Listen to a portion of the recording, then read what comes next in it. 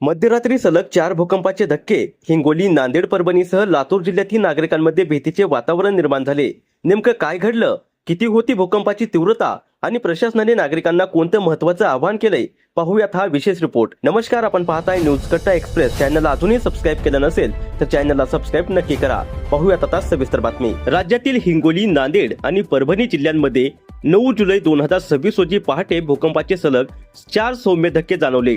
या भूकंपाचे धक्के लातूर जिल्ह्यातील काही भागांमध्येही जाणवले असून सुदैवाने कोणतीही जीवित किंवा वित्तहानी झाल्याची नोंद नाही. अधिकृत माहितीनुसार 9 जुलै 2026 रोजी पहाटे 1:37 2:15 2:17 आणि 3:23 भूकंपाचे 4 सौम्य धक्के जाणवले. या धक्क्यांची तीव्रता अनुक्रमे 4.6, 3.6, 3.9 आणि 4.1 रिश्टर स्केल इतकी नोंदवण्यात आली आहे. भूकंपाचा केंद्रबिंदू हिंगोली जिल्ह्यातील वसमत तालुक्यातील शिर्ली परिसरात होता.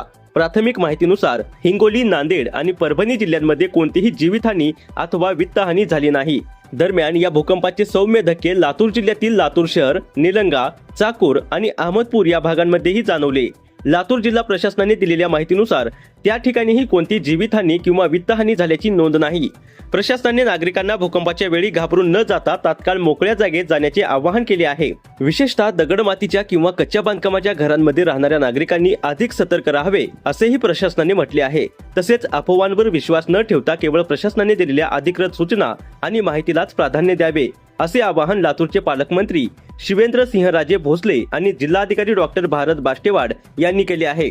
कुठल्याही प्रकारच्या अफवांवर विश्वास न ठेवता प्रशासनाच्या सूचनांचे पालन करण्याचे आवाहन करण्यात आले असून सध्या परिस्थिती पूर्णपणे नियंत्रणात असल्याची माहिती प्रशासनाने दिली आहे. अशाच नवीन अपडेट जाणून घेण्यासाठी आत्ताच आमच्या चॅनलला लाईक, शेअर आणि सबस्क्राईब करायला विसरू नका. धन्यवाद.